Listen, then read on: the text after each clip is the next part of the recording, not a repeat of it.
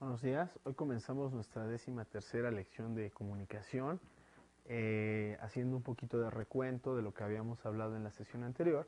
Habíamos hablado de la literatura griega, hablamos de cuál era el origen de la literatura griega, los mitos, las leyendas y cómo fueron conjuntando esos mitos con la vida. Y bueno, a partir de eso las creaciones de Homero, como la Ilíada y la Odisea, en donde describen personajes fantásticos, pero también describen ciertamente las pasiones de los hombres, ¿no? Después también hablamos de cómo la literatura romana, el pueblo romano, a partir del dominio de Roma sobre Grecia, absorben esta cultura literaria y no solamente la absorben o la imitan, sino que además se vuelven una extensión de ella, es decir, es una continuidad de la cultura griega. Ahí hablamos de Virgilio, ¿no? Hablamos también de Horacio, ¿no? Y de cómo también los romanos le van a dar otro uso a la literatura, no solamente con un afán de entretenimiento, con un afán de una creación estilística hermosa, sino que además también la utilizarán para la construcción de lo que será el nacionalismo románico a través de la Eneida. Después hablamos de cómo la literatura llega a la Edad Media, ¿no? Mencionamos algunas características de la Alta Edad Media con respecto a la literatura, narraciones sobre santos, sobre los apóstoles, sobre la vida de Jesucristo, sobre la vida de la Virgen, que fue en lo que en buena medida se canalizó la literatura cristiana occidental durante la primera etapa de la Edad Media y cómo culmina esta etapa con una gran obra que es la de Dante Alighieri, que es una crítica a su momento histórico, social, político en ese entonces, ¿no? Que fue la Divina Comedia. Después iniciará la literatura renacentista, tomando como ejemplo o tomando como modelo lo que es la cultura clásica, ¿no? Es decir, tomando los mitos griegos, los mitos románicos, ¿no? Y cómo a través de ellos los poetas Petrarca, ¿no? Y después posteriormente Boccaccio, ¿no? También llevan a cabo una serie de construcciones literarias sin paralelo y con una calidad exquisita, ¿no? También por ahí mencionamos a Shakespeare como uno de los grandes escritores renacentistas, aunque es posterior o muy posterior a Boccaccio. Ciertamente el retomar sus comedias, sus tragedias y hasta su obra poética a través de los sonetos, pues no deja de ser de vital importancia para la historia de la literatura. También, ahora lo que vamos a iniciar es la literatura barroca. En esta ocasión, bueno, pues, ¿en dónde se ubica la literatura barroca en cuestión temporal? Bueno, pues en esta época de la historia se encuentra situado en el siglo XVII. El origen de la palabra barroco se supone que proviene del portugués, donde significa perla preciosa pero irregular, y del nombre de la figura silogística barroco, a la cual se considera como una forma de razonamiento forzado y absurdo. Se conceptualiza barroco a todo movimiento arquitectónico, esculturas y pinturas y demás obras artísticas exageradas cargadas de detalle. Es decir, es la concepción que hoy le damos a la palabra barroco. Para entender lo barroco, hay que situarnos un poquito en el contexto histórico en el cual se genera, ¿no? Aquí hablamos del siglo XVII, aunque también podremos hablar que el barroco comienza a finales del siglo XVI. Tiene como contexto, en este sentido, no el descubrimiento de América ya, sino más bien la colonización de América. Quienes llevan a cabo la primera oleada de colonización serán España y Portugal, y en este sentido será España también uno de los grandes fuertes centros del arte barroco, no solamente en el aspecto literario, sino inclusive también en el aspecto de carácter arquitectónico. Inclusive las mismas colonias americanas, españolas, van a mostrar esta tendencia o esta corriente barroca, ¿no? Para muestra, bueno, pues están las iglesias coloniales que hay en México, ¿no? Que son una fiel expresión del arte barroco, y también inclusive algunos literatos mexicanos, ¿no? La misma Sor Juana Inés de la Cruz, pues va a escribir con base en el modelo del barroco. Ahora bien, también el hombre de esta época se preocupa por lo lujoso. ¿Por qué se preocupa por lo lujoso? Porque hay recursos. Para países como España y para países como Portugal, el haber descubierto, el de haber colonizado América significará una fuerte entrada de recursos económicos. España se convertirá en la gran potencia durante ese momento, el gran imperio español, Entonces, bueno, pues así pueden darse, digamos, se pueden preocupar por el lujo, porque finalmente tienen los recursos para generar ese lujo. Es decir, buscaba cubrir hasta el más mínimo detalle, ya que el hombre mostraba más seguridad en sí mismo. En esta etapa el hombre ya no se dejaba manipular, ciertamente ha salido del control de la iglesia. ¿Por qué? Porque han encontrado un nuevo mundo y porque a partir de ese nuevo mundo han hecho una nueva construcción de ellos mismos. ¿Por qué? Pues por la seguridad hasta cierto punto también financiera que les da las nuevas colonias. En cuanto al arte, aquí es el mismo hombre quien rompe con el equilibrio que hubo en el Renacimiento, ya que se daba más libertad a la creación propia. Es decir, ciertamente en el Renacimiento hubo una libertad, pero se apegaban a los cánones estilísticos del arte clásico, ¿no? de Grecia y de Roma, mientras que ya para el arte de carácter barroco van a adquirir una mayor libertad, van a romper un poquito con los cánones clásicos. Dicen, pues está muy padre esto del clásico, es muy funcional, es muy hermoso, es muy detallado, pero ciertamente van a empezar a romper con todas esas tradiciones. El siglo XVI, el siglo XVII, también hay que entender que son épocas de los grandes descubrimientos. No solamente descubren la redondez de la Tierra, no solamente colonizan América, sino que inclusive en el ámbito científico encontramos la teoría heliocéntrica de Galileo, encontramos también las leyes de Newton, las leyes sobre la física, y en el ámbito literario también hay que encontrar que se van a consolidar la lengua española a través de la obra de Miguel de Cervantes Saavedra, El Quijote, ¿no? Que es una fuerte crítica a su sociedad, ¿no? Critica a todos esos rezagos medievales que todavía posee la población, el pueblo español, ¿no? Se burla de ellos inclusive hasta cierto punto, ¿no? De manera fehaciente en el Quijote Cervantes. Y por el otro lado también está Shakespeare, ¿no? Que va a contribuir a la consolidación de la lengua inglesa, a través de sus tragedias, a través del hablar de las pasiones humanas de forma desbordada, ¿no? Pues él va a generar esta posibilidad. Ahora, con respecto a las características del arte barroco, dice exageración, pesadez en detalles y adornos. Es decir, van a llevar los adornos, el embellecimiento hasta el límite, ¿no? Van a tiborrar de adornos, no solamente las fachadas de las iglesias, sino inclusive en la misma obra literaria barroca vamos a encontrar una exageración, el uso del hipérbole va a ser continuo, ¿no? Predominio de la línea curva, esto en el caso de lo que son las obras arquitectónicas o escultóricas barrocas, vamos a encontrar las formas curvilíneas todo el tiempo, ¿no? Acepta como la rota la unidad en la fe del mundo medieval, es decir, concibe que ya se rompió, o ellos creen que ya se rompió este lazo de fe medieval, y bueno, pues quieren trascender, ¿no? O sea, mientras el medievo anduvieron oprimidos, ellos consideran que ya se rompió esta fe medieval y por lo tanto es el momento de despertar, el momento de empezar a hacer más cosas, de empezar a adornar más, que solamente la solemnidad medieval que ellos habían manejado. Es decir, rompen con todas las formas de carácter solemne. Si bien el Renacimiento no es tan solemne, pero ciertamente guarda las formas clásicas. Dice, hombre situado en una tensión de fondo, finitud, infinitud. Es decir, aquí hay una tensión entre lo finito y lo infinito. Bueno, pues en el caso de los barrocos van a pasar de ese estado finito que habían marcado ellos mismos en la Edad Media y que ciertamente también habían establecido un molde durante el Renacimiento a una posibilidad de infinitud, ¿no? De infinidad, ¿no? En las formas arquitectónicas, en las formas escultóricas, en la pintura, y bueno, pues la literatura no dejó de ser parte de ello. Exuberancia, afana la fastuosidad, es decir, vamos a encontrar formas exuberantes en el arte barroco, ¿no?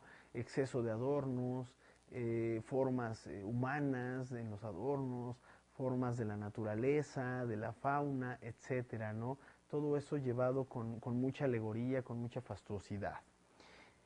Tensión maliciosa entre lo terreno y el más allá, es decir, aquí ya van a empezar a hablar de una manera muy fuerte o tratar de suponer, ¿no? Hay una tensión entre lo terreno, entre lo real y lo que viene después, ¿no? Ya empieza a romperse este tipo de tensión, se jala mucho esa cuerda, ¿no? fascinación ante la caducidad de la vida, ante la muerte. Ciertamente sus temas o muchos de los temas barrocos son eso, ¿no? Cómo la vida desaparece en continua lucha o está en continua lucha con la muerte, ¿no? Visión de la vida como algo cambiante, es decir, ellos ya van a entender la vida como algo que se está transformando, ya no están con esta visión lineal de la vida que se habían formado durante la Edad Media y gracias a la filosofía patrística o cristiana medieval, y que de alguna manera también vuelve lo mismo, tiene una especie de continuidad durante el Renacimiento a través de esta literatura y que imita lo clásico, o este arte que imita lo clásico, ¿no? Aquí ya quieren ver la vida como algo que no es lineal, que tiene curvas, que tiene movimientos, que tiene de alguna manera sobresaltos, ¿no? Y eso mismo podemos encontrar en la arquitectura barroca, ¿no? Basta con ir a alguno de estos templos coloniales, como ya mencioné en algún momento, en donde, bueno, pues vamos a encontrar un montón de formas, un montón de figuras, un montón de elementos. Bueno, pues eso es un elemento cambiante, eso es una total transformación o trastocación del cotidiano, ¿no? Tendencia a los contrastes, exactamente, ¿no? Si nosotros vemos la arquitectura barroca, encontramos elementos de la flora, encontramos elementos de la fauna, y todos chocando unos con otros, ¿no? O elementos humanos, elementos religiosos, elementos de construcción, etcétera, ¿no? Época espléndida para el teatro. La palabra pierde en ocasiones primacía para dar paso a recursos y a medios ópticos y musicales, el ballet, el desfile y las procesiones. ¿Qué quiere decir esto? Que en el caso del teatro ya, si bien se sigue utilizando el diálogo, porque es algo que no se puede eliminar en el teatro, pero ciertamente ya los escenarios van a ser más construidos, más elaborados, vamos a tener la presencia de una mayor musicalidad, ¿no? Ya no solamente de la obra, en el caso del teatro, va a depender de los diálogos, sino también va a depender de la vestimenta, va a depender de las escenografías y también posiblemente, y lo más seguro más bien, es depender de la musicalidad. ¿Ok? ¿Cuáles son las características de la literatura barroca? En el terreno literario, el barroco fue el estilo que predominó durante el siglo XVII, como sucedió con las artes visuales. Dicho estilo se originó en Italia y desde allí se extendió a otras regiones recibiendo diferentes nombres como eufemismo en el caso de Inglaterra, preciosismo en Francia y culteranismo en España. Es decir, el barroco tenemos diferentes nombres o diferentes maneras de llamarlo. Siendo en este último lugar donde alcanzó el pleno desarrollo. ¿Por qué en España alcanza un desarrollo mayor que en el caso de Inglaterra o el caso de Francia? La explicación es la bonanza económica que estaba viviendo España con el progreso que le daban sus colonias, es decir, la renta que obtenía por parte de sus colonias en América, ¿no? Es lo que le permitió a España destinar recursos a lo que será el arte, ¿no? No solamente la escultura, no solamente la arquitectura, la música, sino inclusive también la literatura. Cultivo de formas poéticas clásicas, es decir, se basaron en las formas estróficas tradicionales como el terceto, el cuarteto, la redondilla, el romance, la lira, la octava y el soneto, etc. Es decir, sí utilizan las formas clásicas, pero además las llevan a un grado de explosión muchísimo mayor que el de tipo clásico. Uso exagerado del hiperbatón y de la elipsis. Con esto se provocó cierto desorden en la organización lógica de la oración y del párrafo. Ya habíamos hablado de las figuras retóricas y bueno, pues aquí encontramos la aplicación de ellas, ¿no? Tanto del hiperbatón y de la elipsis, ¿no? Es decir, estas redondillas, este hiperbatón que tiende a exagerar, ¿no? Que tiende a utilizar una exageración, un exagerado uso de metáforas, ¿no? Empleo de neologismos y arcaísmos, es decir, trajeron a la vida, o volvieron a la vida más bien, a palabras que ellos ya no utilizaban y van a crear nuevas palabras y además lo van a combinar. Esto va a hacer que la literatura barroca hasta cierto punto sea en nuestra actualidad un poquito compleja de leer, dado que mezclan palabras nuevas para su momento como palabras muy arcaicas para el mismo momento en que fueron escritas. Es decir, es un vaivén, ¿no? O sea, es tanto este afán de enriquecer, de de llevar al extremo el adorno, la exageración, la exuberancia, que van a servirse de todo lo que puedan, ¿no? Y entre esto de lo que se van a servir serán de los arcaísmos, vuelvo a lo mismo, de estas palabras ya que habían entrado en desuso en ese momento, y también van a recurrir a la creación de nuevas palabras, ¿no? En este afán, en esta intención de los poetas y de los prosistas barrocos por llevar a cabo o por extender su arte, ¿no? Amplia libertad semántica, es decir, a las palabras de uso común le otorgaban un sentido totalmente personal. Es decir, en este sentido, van a apropiarse de las palabras, las van a adjetivar, van a hacer uso de ellas en forma de adjetivos de una manera muy continua, lo cual le van a dar un matiz de carácter personal. Citas mitológicas, multiplicaron las alusiones históricas y geográficas valiéndose de exuberantes citas mitológicas griegas y romanas. Vuelvo a lo mismo, la exuberancia va a ser algo ahí presente todo el tiempo, ¿no? Figuras retóricas, es decir, usaron figuras como la metáfora, la metonimia, el sinécdote, las comparaciones y otras más, ¿no? Es decir, va a ser, en este afán, vuelvo a lo mismo, por adornar, por generar mayor creacionismo, según ellos, bueno, pues van a meter todo lo que puedan, todos los recursos literarios que tuvieron a la mano para poder llevar a cabo la creación de sus obras, ¿no? Manejo especial de construcción gramatical. Dispusieron de manera muy singular la construcción gramatical con el propósito de provocar en el lector la sensación de efectos plásticos como luz, brillo, sonoridad, etc. Es decir, van a tratar de llevar al lector, en el caso de la literatura, por nuevos caminos de sensaciones a través del uso de las figuras retóricas. Es decir, ellos decían que la forma de sentir la literatura ya no solamente era a través de la vista, sino que también era a través de los demás sentidos. En este caso, utilizan las figuras retóricas para crear un ambiente de sensibilidad, un ambiente de sensación ante la luz, ante el agua, ante la naturaleza, ante las demás voces, ¿no? Es decir, es una experiencia de carácter sensorial lo que ellos trataron de construir con esta literatura. Temática. Los temas que trataron tuvieron como finalidad de exaltar la belleza natural y consideraron la existencia humana como un constante y paulatino morir. Es decir, para ellos esto de la existencia humana pues es vivir, morir, vivir, morir, vivir, morir. Y por eso mismo, bueno, pues tratan también de exaltar a la naturaleza. Dicen, bueno, la muerte, si bien ellos conciben es un acto de Dios porque todavía tienen una carga religiosa importante, ciertamente también piensan que la muerte es parte del proceso natural, ¿no? Y que por lo tanto estamos ligados a la naturaleza y por ende, dicen, la naturaleza es exuberante en sus formas, en sus colores, en sus vivencias, en sus percepciones y por lo tanto la vida o la existencia humana debe de centrarse también en ese mismo sentido.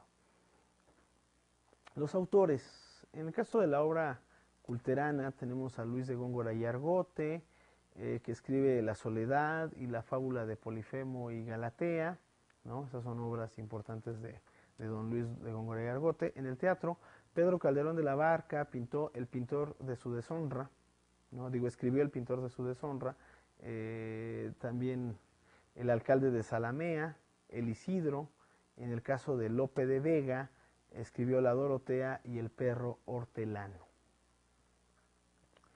En el caso de la poesía lírica, porque aquellos escriben teatro, en el caso de la poesía lírica tenemos a Francisco de Quevedo y Villegas, que escribe Los sueños, y también Las cartas del caballero de la tenaza y El cuento de cuentos.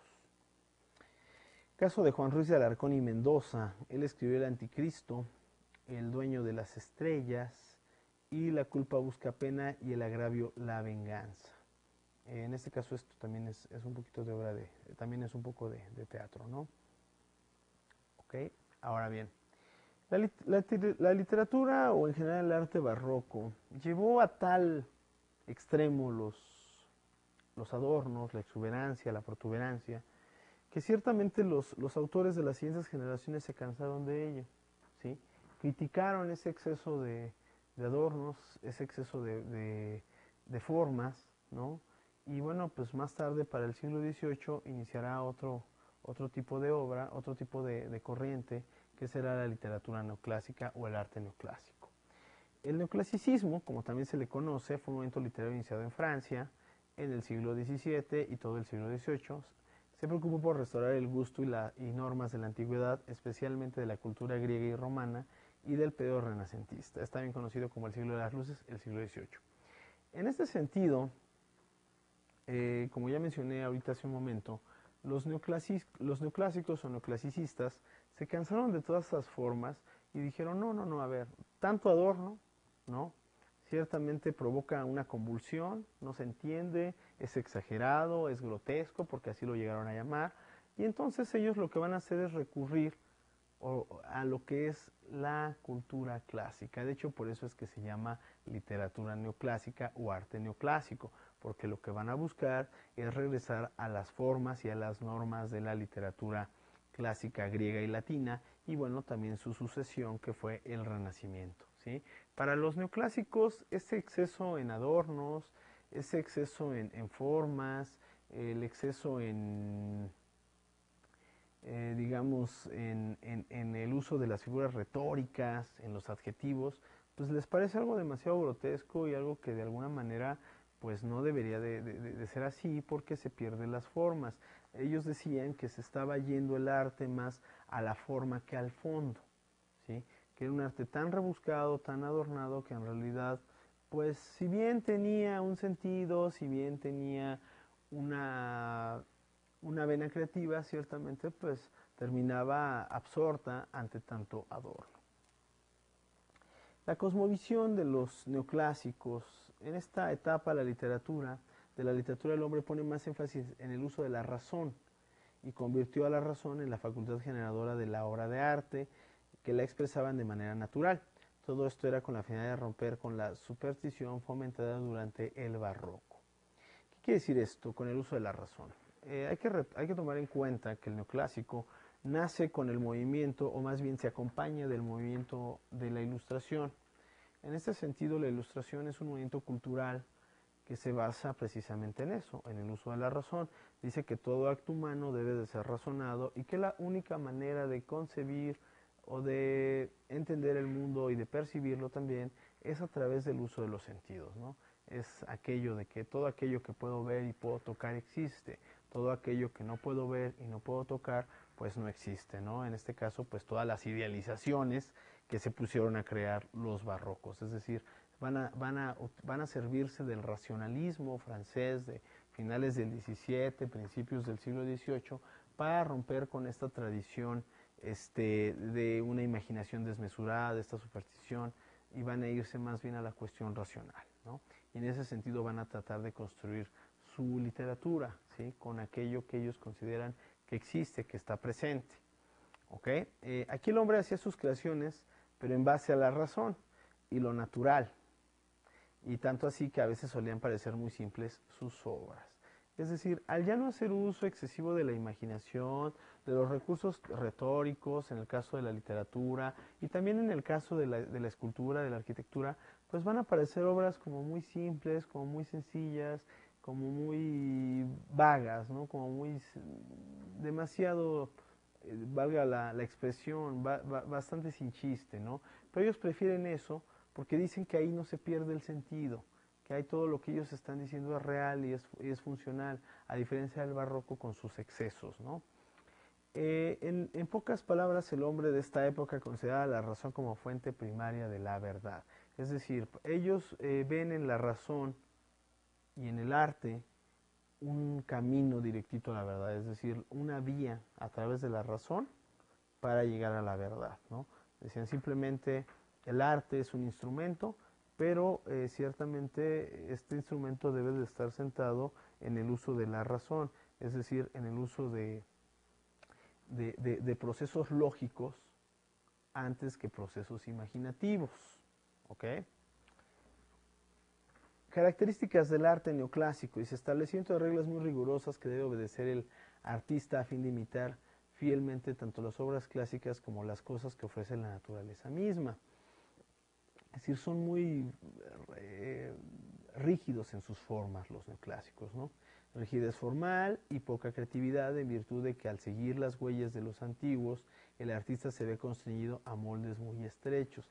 Es decir, al retomar el arte clásico, ¿no?, en sus formas y hasta cierto punto en su fondo, pues ciertamente lo que hacen es retomar cosas que ya se habían elaborado y las tratan de adecuar a su momento. También a esto hay que sumarle el racionalismo, lo cual los vuelve más estrechos en la creación. Dice afrancesamiento, debido a que el modelo galo se diseminó rápidamente y la gente culta lo siguió con fervor. Es decir, las formas artísticas se afrancesaron, no solamente obviamente en la misma Francia, sino también en el caso de España, el caso de Alemania, el caso de Inglaterra, ya que bueno, pues resultó más sencillo y por lo tanto también más fácil de seguir. ¿Sí? Hay que tomar en cuenta que Francia en ese momento está pasando por sus mejores momentos como potencia económica, como potencia militar, dado que todo esto también va a tener una gran explosión a partir del reinado de Luis XIV, el llamado Rey Sol, ¿no? También, bueno, siguiendo con esto, ¿no? Se prioriza el uso de la razón sobre el sentimiento y de la inteligencia sobre la imaginación. Los racionalistas, los ilustrados decían que, bueno, que todo acto humano tenía que ser razonado y que no nos podemos dejar llevar por los sentimentalismos, ¿no? Ya que eso pues, lo único que hacía era rebajar a la condición humana a la condición de animal. Y en este mismo sentido, bueno, pues ellos dicen que se debe utilizar la inteligencia por encima de la imaginación. Por eso es lo que hace rato mencionábamos, que pueden parecer obras muy parcas, muy ramplonas las obras neoclásicas, ¿no? Aunque en realidad también gozan de una calidad estilística impresionante en algunos casos.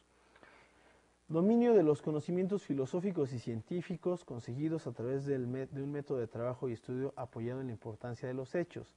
Es decir, aquí van a utilizar los conocimientos filosóficos científicos apoyados en el naciente método científico. El método científico es en cierta medida la base del racionalismo.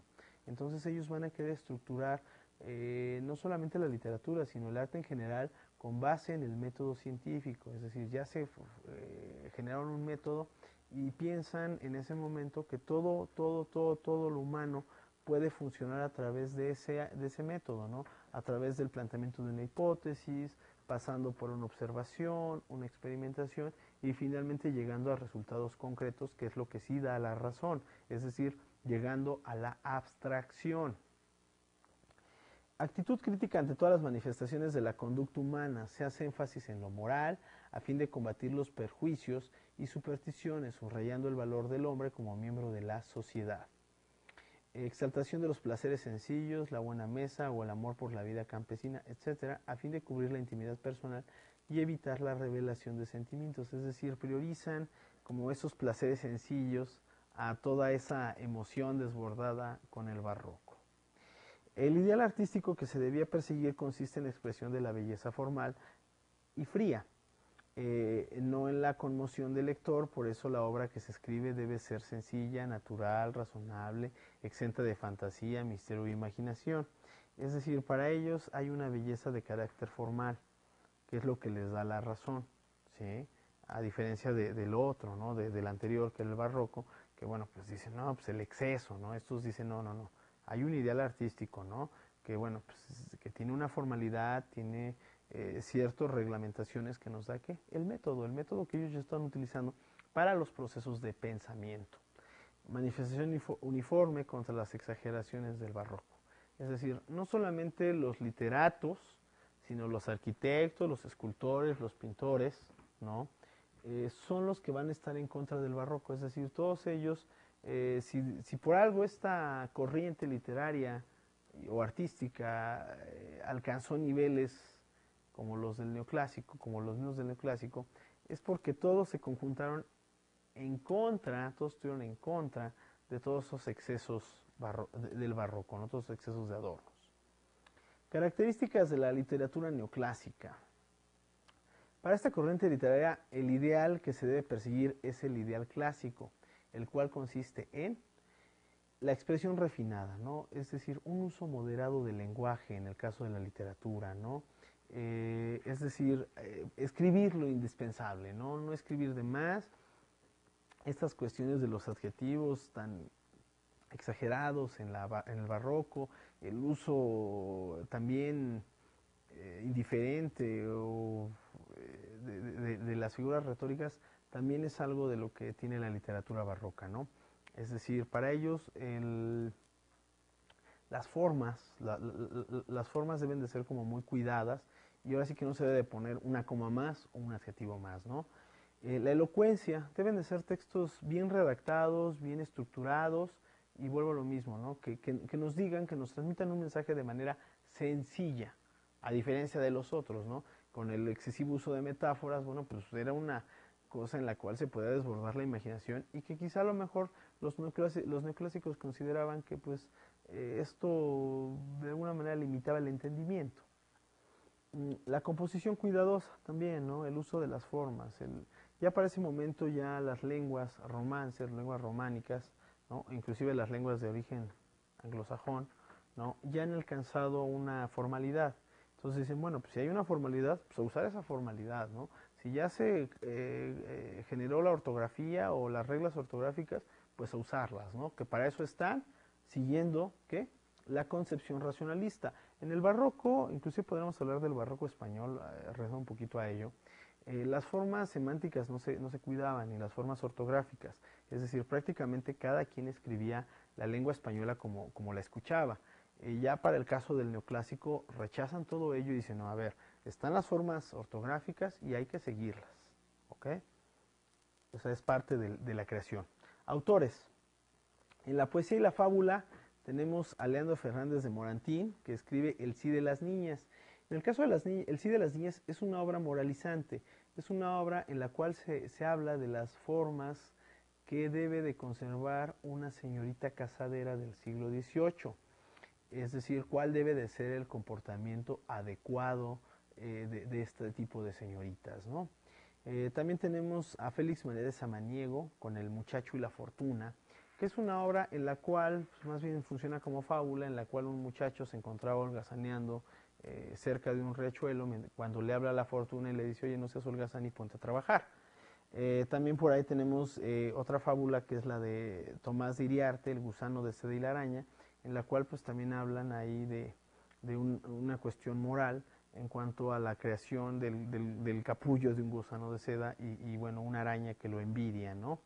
En el caso de la novela, aquí coloqué como ejemplo una novela mexicana que es José Joaquín Fernández de Lizardi, quien escribió El Periquillo Sarmiento, que en algún momento ya mencioné, que son las aventuras de Pedro, el periquillo, quien, bueno, pues por tratar de holgazanear, ciertamente, bueno, pues siempre recibe un castigo, ¿no? Y en este sentido, también hay que entender que las obras neoclásicas tienen una finalidad moralizante, es decir, en las obras neoclásicas vamos a encontrar también un fin de carácter didáctico. ¿Ok? La narrativa, tenemos a Daniel Defoe, quien escribió los ensayos sobre los proyectos, este es un clásico de la literatura francesa, y en la prosa, también española, tenemos a Benito Jerónimo de Feijó, quien tiene la Biblioteca Feijoniana, que es una serie de relatos sobre vida cotidiana, todos ellos de carácter moralizante. La literatura romántica. Ahora hablemos de la literatura romántica. Bueno, pues los artistas se cansaron de tanta cuadratura, ¿no? De tanta reglamentación en las formas, no solamente los literatos, sino también los demás tipos de artistas, escultores, pintores, arquitectos, ¿no? Y ellos van a tratar de regresar nuevamente, si no al barroco, pero sí a utilizar de nueva cuenta, ¿sí? Los recursos literarios que se habían abandonado, o los recursos escultóricos, o los recursos arquitectónicos o pictóricos que se habían abandonado a causa del neoclásico. El periodo conocido como romanticismo es la manifestación de una crisis ideológica, política, analítica y social. En la búsqueda de la libertad, la exaltación del sentimiento y de la pasión. Este periodo de la historia tiene su inicio en la primera mitad del siglo XVIII y a principios del siglo XIX. El romanticismo va a encontrar como proceso histórico, como parte de los procesos históricos, la aplicación de esa ilustración, de ese racionalismo, pero dentro de la aplicación de ese racionalismo, de esa ilustración, vienen ideas pues muy sentimentales, ¿no? Muy emotivas, como la libertad, como la democracia, como la soberanía, ¿no? Y en ese sentido, los artistas románticos, ya sean escultores, ya sean pintores o ya sean bien literatos, van a encontrar pues una liberación, ¿no? Para ellos será un acto de liberarse de esas ataduras formales que les dejó el neoclásico y que además los regímenes políticos de esa época también los tienen aprisionados, ¿no? Entonces van a encontrar en el arte la posibilidad de librarse de todas esas cadenas, por llamarles de alguna manera. Ahora bien, en el caso de la literatura romántica, trae un sentimiento de exaltación, como dice ahí, ¿no? Tenemos eventos muy fuertes que vive la Europa de ese momento, como cuáles, como la Revolución Francesa, que significará la libertad y la caída del antiguo régimen, es decir, ese régimen todavía hasta cierto punto medieval, a pesar de que ya habían pasado varios siglos de que se había terminado la Edad Media, en donde van a pasar a convertirse en hombres libres, ya que se les va a dar el atributo de ciudadanos. También van a tener derechos, al ser ciudadanos, tendrán derechos, lo cual les generará una idealización. Y bueno, pues también están en medio de una crisis política en la cual esas monarquías europeas van a entrar en crisis. ¿En crisis por qué? Pues porque son sistemas políticos demasiado cuadrados, demasiado severos, en los cuales no hay libertad para la población en general, ¿no? Primordialmente para el sector burgués o esa naciente burguesía que está generando el conocimiento, que está generando la riqueza y que por lo tanto defendiendo su derecho de clase, bueno, pues va a idealizar la posibilidad de llegar a la política, de manejar la economía, ¿no? Y por ende, en ese sentido, pues va a empezar a buscar formas de liberación, ¿no? Que será la pintura, la escultura y por supuesto la literatura. Ahora, la cosmovisión de los románticos. En el romanticismo se busca la expresión del sentimiento y la pasión. Desecha las reglas establecidas en la realidad política, se busca la libertad, al igual que la expresión literaria. Vuelvo a lo mismo. Quieren romper con todo ese régimen político que si bien ya se está descarapelando, que si bien ya se está disolviendo, ciertamente, bueno, pues buscan una salida a ello a través de la literatura o el arte. El hombre de ese momento toma profunda conciencia de sí mismo y de sus derechos, por esto el arte romántico le va a servir para expresar con absoluta libertad sentimientos, deseos, esperanzas, sueños, incongruencias, locuras, miedos, ya que es un arte libre que permite sacar la exaltación vital de este nuevo hombre, un hombre que quiere gritar, llorar, reírse a carcajadas, temer a la muerte, a la soledad, poner en el punto más alto lo divino, al ser amado, al heroísmo y a la libertad. Es decir, es un hombre que después de todas estas formas cuadradas del neoclasicismo, pues quiere liberarse, ¿no? Y quiere demostrar todo lo que es como hombre, bueno, pues en una forma de idealización o de puesta en práctica de las ideas ilustradas.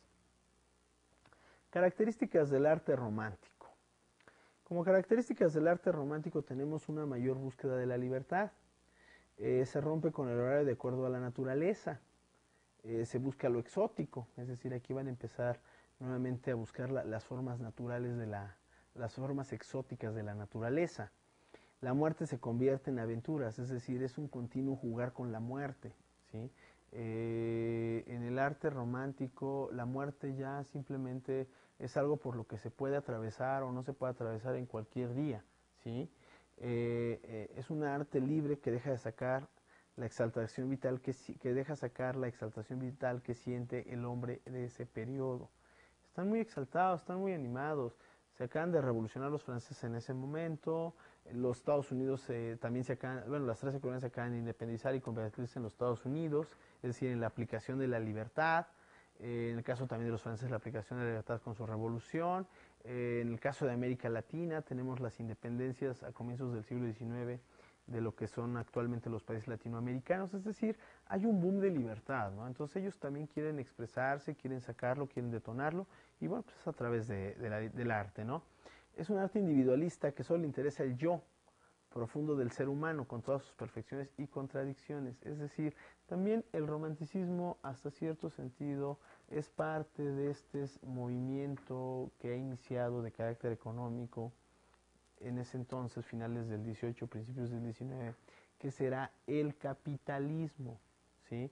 En el capitalismo pues hay una individualidad y por lo tanto, bueno, pues el arte también va a retomar esta individualidad a través del yo, ¿no? O sea, son mis emociones, las llevo al límite, juego con la muerte, juego con la vida, juego con los sentimientos, ¿no? Y esto, bueno, pues esto lo puede encontrar a través de la naturaleza, lo puede encontrar a través de la aventura, etcétera. Características de la literatura romántica. La sinestesia, esta figura retórica, dice que es la característica en donde se mezclan las sensaciones a través de los sentidos. Es decir, ellos también vuelven nuevamente a la sensibilidad, ¿no? Buscan establecer sensaciones, ¿no? A través de recursos literarios, explorar, conocer y exponer todo lo nuevo, ¿sí? Es decir, busca que el hombre se desenvuelva en todos los ámbitos, ¿no? Tanto en los conocidos como, como en los por conocer. El paisaje se vuelve un personaje de las obras literarias. Sí, esto es bien importante. Las descripciones literarias, las descripciones de los paisajes en donde se desarrollan las obras románticas son muy importantes. Están muy cargados también de adjetivos, son descripciones muy largas, son descripciones en las cuales, bueno, pues se relaciona todos los elementos de la naturaleza. De hecho, en algunas de estas obras románticas, si bien algunas se desarrollan en paisajes urbanos, ciertamente a pesar de ello, se trata de enfatizar en los objetos de carácter natural, los árboles, las plantas, las flores, los animales, los pajarillos, todo eso es lo que se trata de enfatizar en las obras de carácter romántico. Los autores. Tenemos a José de Espronceda con la canción del pirata, tenemos a Gertrudis Gómez de Avellaneda con La pesca en el mar, a Francisco Martínez de la Rosa con Aben Humeya, que es una obra de carácter histórico sobre la revuelta de los moriscos al sur de España en el siglo XVI. Francisco Martínez de la Rosa es un ejemplo de estos hombres que están viviendo su tiempo. Él fue político en España, Francisco Martínez de la Rosa, y es un político español que además escribió literatura, ¿no? Y que también fue uno de los promotores de las Cortes de Cádiz, es decir, que se diera una libertad y una igualdad a todos los habitantes de España y de los reinos españoles en América. Es decir, es un hombre con una convicción política libertaria impresionante para su época, a pesar de provenir de un sector acomodado, de un sector noble. También tenemos en el caso de México a Ignacio Manuel Altamirano, con Navidad en las montañas, que es un relato muy hermoso sobre precisamente esas fiestas en la región de montaña, ¿no? También tenemos por ahí a Esteban Echeverría con El Matadero y a José Hernández con su Martín Fierro, ¿no? Que es quizá la gran obra, ¿sí? Costumbrista o novela costumbrista argentina, de la gauchesca argentina, ¿no? En donde describe la vida de los gauchos, sus idealizaciones, cómo enamoran, cómo viven, cómo generan todo un ideal, ¿no? O sea, cómo retrata una parte muy hermosa de la vida gauchesca, ¿no? Y también por ahí tenemos una obra importante que es de Jorge Isaacs, que es María, que también es una idealización de una mujer, ¿no? Antes de terminar con esta parte de la literatura romántica, por ahí tendríamos un gran autor, quizá el más grande de la literatura romántica o de la novela romántica, que es Goethe, ¿sí? Goethe es un alemán que escribe el Werther, que es quizá una de las obras románticas que inspiraron a muchas otras de la época y que además van a causar un furor social, ¿sí? Ya en algún momento había hablado de Werther, y en esta obra de Werther, bueno, pues el personaje principal termina suicidándose por un amor no concretado, y bueno, pues eso va a generar en Alemania y en otros países a donde llegó la obra de Werther, ya traducida, la obra de Goethe, bueno, pues va a generar el mismo efecto, ¿no? ¿Por qué? Porque en el romántico, ¿sí?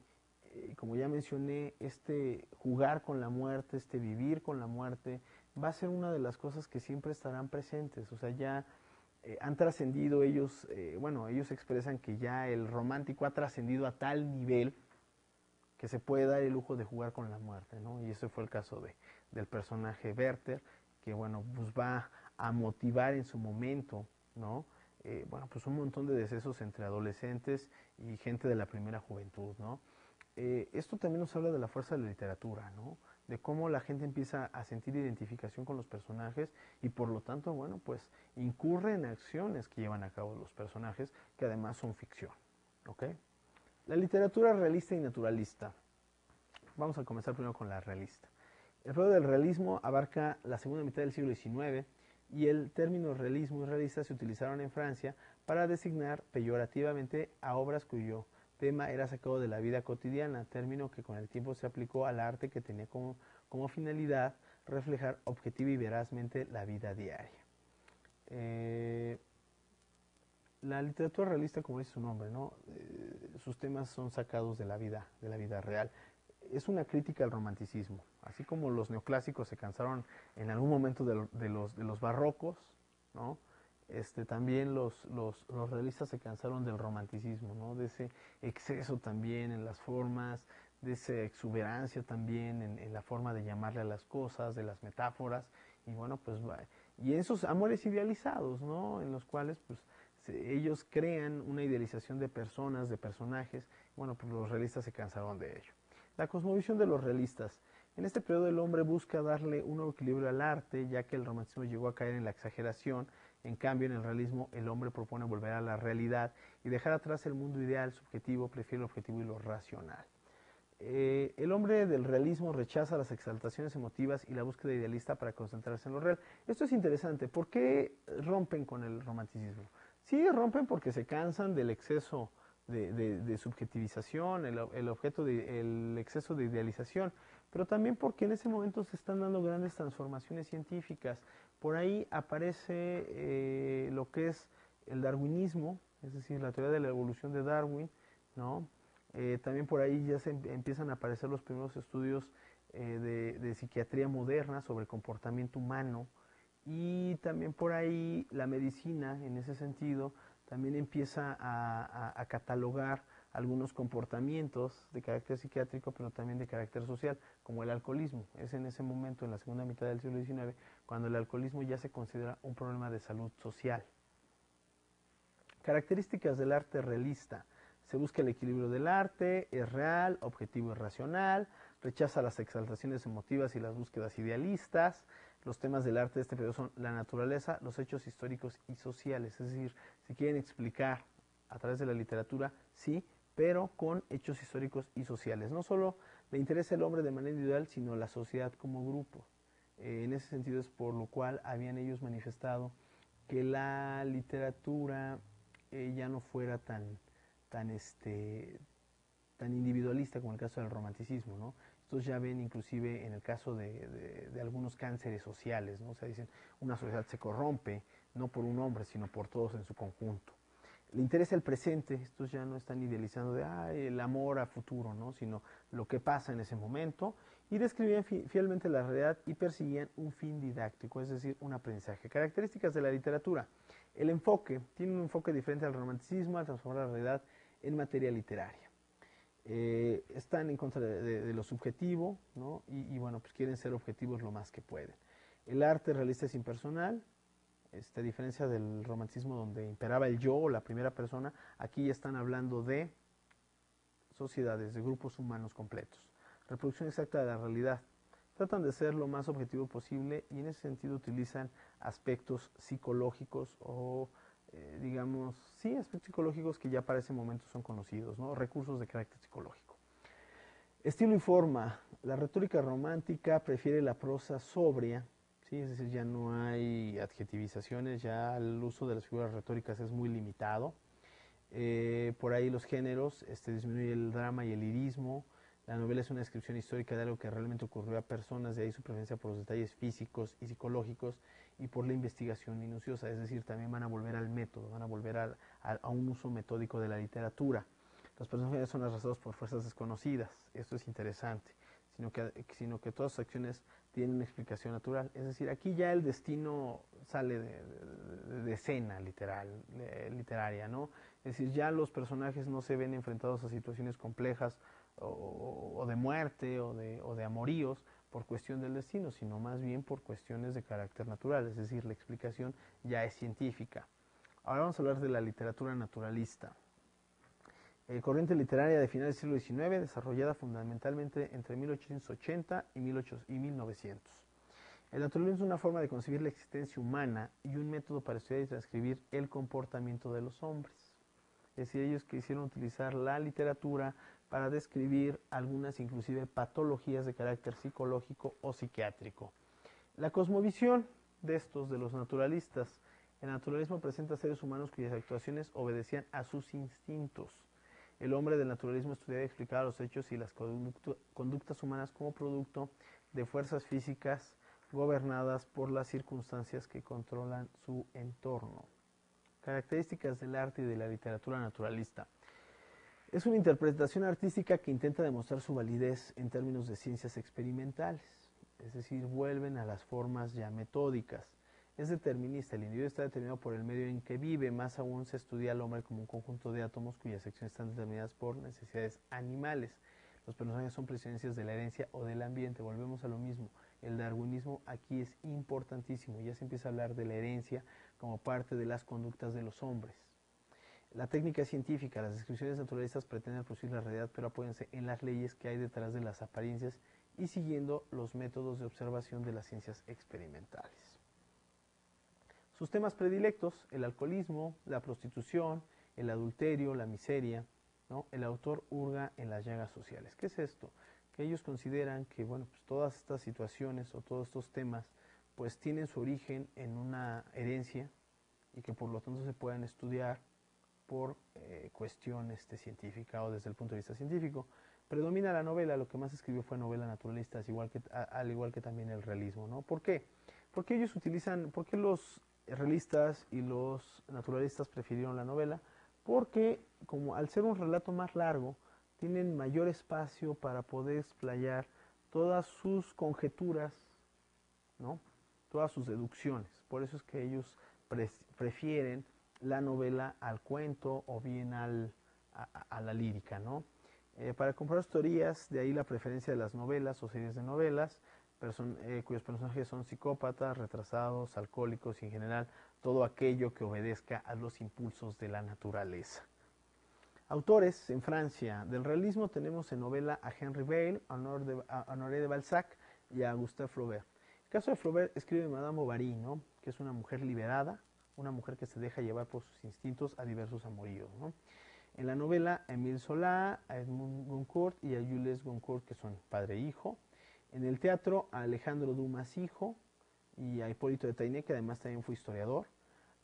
Autores en España, tenemos en el realismo y naturalismo, también de manera conjunta en la poesía, a Vicente Wenceslao Querol, a Ramón de Campoamor.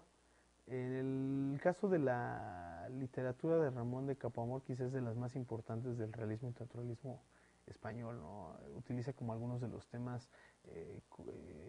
patologías psicológicas, psiquiátricas que ya para ese momento se conocen, ¿no? O están documentadas. En el drama, bueno, pues tenemos a Manuel Betrón de los Herreros, a Ventura de la Vega, a Abelardo López de Ayala. En la narrativa, a Leopoldo Alas Clarín, quizá es uno de los grandes escritores de la narrativa realista o naturalista española. Hizo o realizó una gran cantidad, Alas Clarín, de obras de carácter realista, pero muchas de ellas con un afán moralizador, es decir, también son obras de carácter didáctico. Fin de la lección. En esta lección, ¿qué aprendimos? ¿Qué revisamos? Pues hablamos de la literatura barroca, hablamos de sus excesos, del uso exagerado de las figuras retóricas, de las adjetivizaciones, ¿no? Y mencionamos algunos de sus autores. En la literatura neoclásica hablamos del hastío, ¿no? Que les causó el exceso de adornos de los barrocos y cómo estos neoclásicos pretendieron y lo lograron llegar o retomar las formas clásicas y también las del Renacimiento. ¿no? Cómo hay un uso mesurado de las formas, un uso muy cuidado del lenguaje, etcétera, ¿no? Hablamos de la literatura romántica, ¿no? Que también se cansaron de estas formas parcas, simples de los neoclásicos, y cómo volvieron a experimentar los excesos, ¿no? Cómo volvieron a representar la individualidad del hombre, su exageración a través del yo, ¿no? Y también mencionamos ahí algunos aspectos históricos. Y también hablamos de la literatura renacentista y naturalista, y en este sentido mencionamos que en este sentido mencionamos que la realista y naturalista están basados también en los avances científicos de la época y consideran que todas las pasiones humanas son de carácter natural y que por lo tanto son obras que se pueden escribir, ¿sí?, al ser estudiadas por los científicos de forma más objetiva, retratando los vicios de la época y también, ¿sí?, no solamente retratando los vicios, sino también dándole un seguimiento a ello y también dándole un carácter moralizador. Por esta sesión es todo. La siguiente sesión revisaremos otros aspectos de la literatura a partir del siglo XX.